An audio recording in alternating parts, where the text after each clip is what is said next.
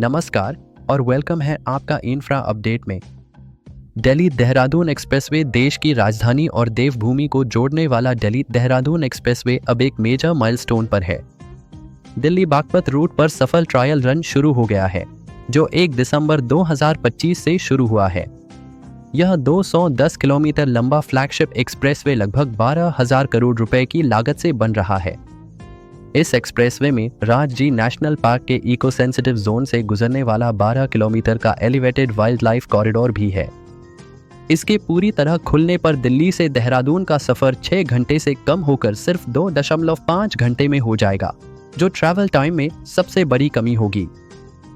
सड़क सुरक्षा को एक नया आयाम देने के लिए NHAI ने रिलायंस जियो के साथ एक MoU पर हस्ताक्षर किए हैं।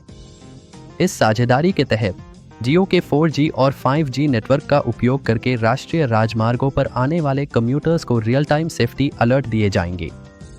यह सिस्टम दुर्घटना संभावित क्षेत्रों, कोहरे वाले हिस्सों और एनिमल क्रॉसिंग स्ट्रेच के बारे में SMS, WhatsApp और प्रायोरिटी कॉल्स के माध्यम से अलर्ट भेजेगा।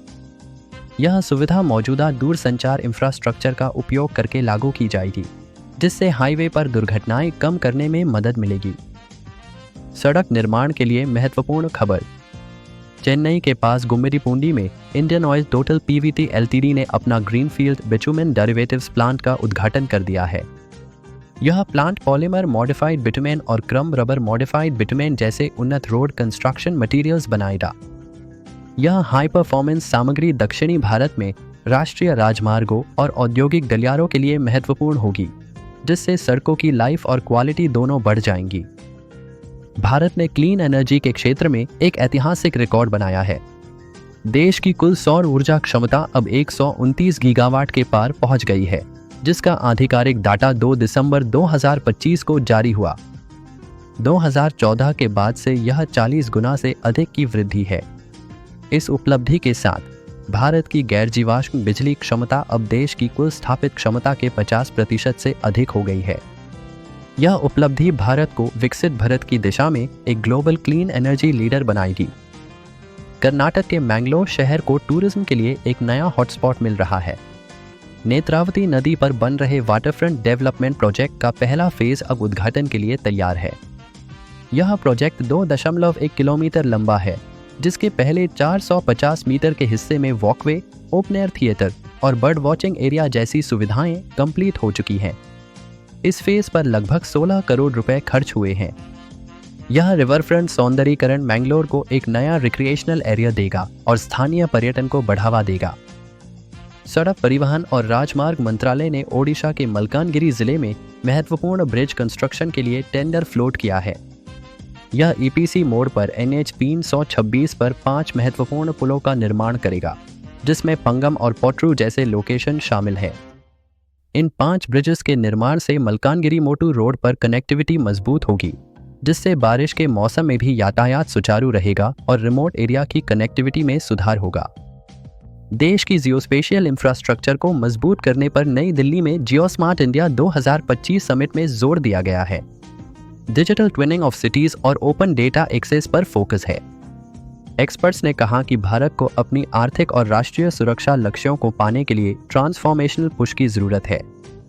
यह पहल शहरी शासन, जलवायु योजना और लॉजिस्टिक्स को डेटा आधारित बनाने में क्रांतिकारी बदलाव लाएगी।